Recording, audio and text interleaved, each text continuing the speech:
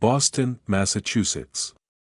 A city steeped in history, rich with intellectual heritage, and home to some of America's most treasured cultural institutions. Among them, a hidden jewel, the Isabella Stewart Gardner Museum. More than just a museum, it's a meticulously curated palazzo, a personal vision brought to life by a passionate collector. But on a frigid night in March 1990, this sanctuary of art would be brutally violated, its tranquility shattered by a brazen act of larceny that remains, to this day, the largest unsolved art heist in recorded history. 13 masterpieces, valued at over $500 million, or possibly $1 billion today, vanished into the night, leaving behind empty frames, endless questions, and a mystery that has captivated the world for over 3 decades. This is the story of the Isabella Stewart Gardner Museum heist, a masterpiece of a crime, yet a tragedy of immeasurable loss. The Isabella Stewart Gardner Museum is unique. It's not just a collection of art, it's a work of art itself. Isabella Stewart Gardner, a visionary socialite and art patron, built this Venetian-style palace in the heart of Boston in the early 20th century to house her eclectic collection. Her will stipulated that the arrangement of her art, furniture, and objects was never to be altered. This meant no new acquisitions, no moving pieces, and certainly no empty spaces. Yet, for over 30 years, those empty frames in the Dutch room have served as ghostly reminders of what was lost, a silent testament to a crime of astonishing audacity. The night of March 18, 1990, was St. Patrick's Day. The city was alive with celebration, its streets filled with revelers. As the festivities wound down, 2 men, disguised as Boston police officers, approached the museum's side entrance at around 1:24 a.m. They rang the doorbell, claiming to be responding to a disturbance. The lone security guard on duty, Richard Abath, a young, inexperienced musician, hesitated but eventually let them in, violating strict museum protocol. This decision would forever haunt him and become a central point of contention in the investigation. Once inside, the officers quickly took control. They convinced Abath that he looked familiar and had an outstanding warrant for his arrest, a clever ruse to get him away from the alarm system. They ordered him to step away from the security desk and face the wall. Before he knew what was happening, they had handcuffed him and his fellow guard, Randy Miller, in the basement. The stage was set for a crime of incredible precision and chilling calm. These weren't random thugs, they were professionals, or at least they acted like it. With the guards subdued, the thieves spent a staggering 81 minutes inside the museum. This was no smash and grab. They moved with a clear purpose, methodically cutting priceless masterpieces from their frames. They knew exactly what they wanted, or so it seemed. Their targets included Rembrandt's The Storm on the Sea of Galilee, his only seascape, A Lady and Gentleman in Black, Vermeer's The Concert, one of only 34 known Vermeers in existence, and Govert Flink's Landscape with an Obelisk. But inexplicably, they overlooked other, even more valuable pieces, like Raphael's self-portrait, which hung nearby. This puzzling selectivity has fueled endless speculation about their motives and their true level of expertise.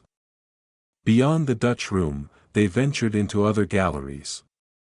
From the Short Gallery, they took 5 Edgar Degas drawings and a small bronze eagle finial.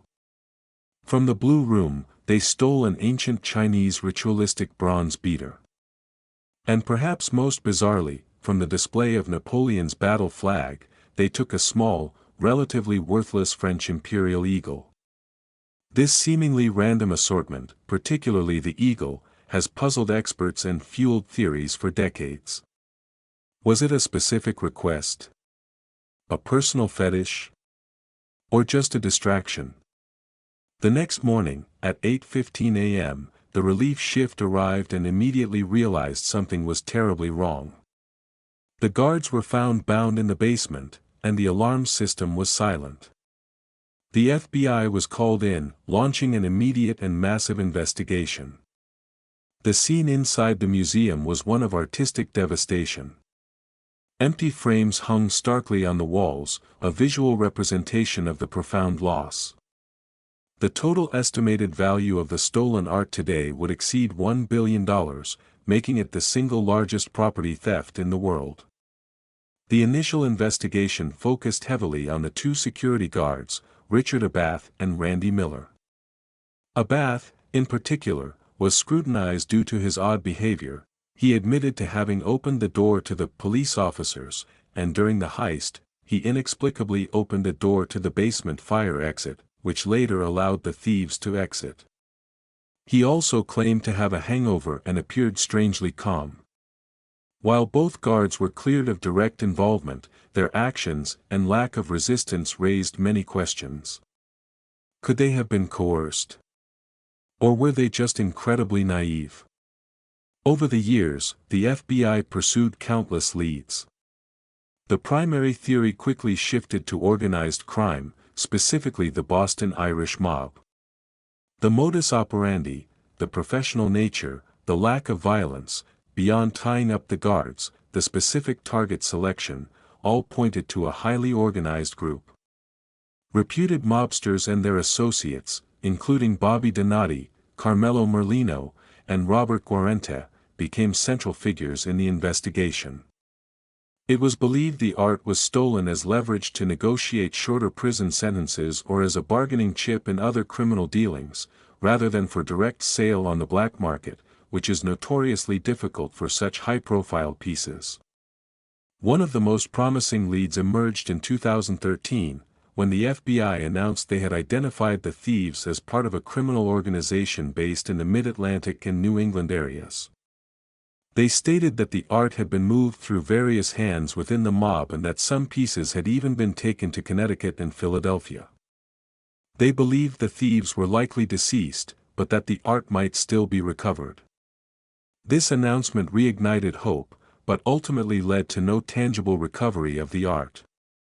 The case has been plagued by false leads, dead ends, and tantalizing but unproven claims. The FBI offered a $5 million reward for information leading to the recovery of the art, one of the largest rewards ever offered for stolen property. Informants came forward, some claiming knowledge of the art's whereabouts, others offering to broker deals. Infamous art thief Miles Connor Jr., who was in prison at the time of the heist, even claimed to know who did it, offering to help in exchange for a reduced sentence. But none of these leads ever bore fruit. The mystery of the Gardner heist is filled with perplexing details. Why were some incredibly valuable pieces left behind, while others of lesser value were taken? Why was the security so lax on such a night? Was there an insider involved? The sheer lack of physical evidence at the scene, beyond the empty frames, added to the frustration. No fingerprints, no DNA, no discernible clues left behind by the thieves, except for the meticulous cuts on the canvases and the strange, abandoned eagle. The impact of the heist on the art world was immense. It served as a stark reminder of the vulnerability of even the most prestigious institutions and led to a re-evaluation of museum security protocols worldwide. For the Isabella Stewart Gardner Museum, the empty frames remain, deliberately left in place as a symbol of hope and loss. They serve as a constant plea to the public: help bring these masterpieces home. The museum continues to pursue every lead, keeping the memory of the stolen art alive, a testament to Isabella's vision and the enduring power of these works. Today, the Isabella Stewart Gardner Museum heist remains a source of endless fascination for true crime enthusiasts, art historians, and law enforcement. The theories are vast and varied: professional art thieves working for an unknown collector, a mob-related trade, a rogue individual with a bizarre agenda. The truth, however, remains locked away, perhaps with the thieves themselves, or hidden in some forgotten vault.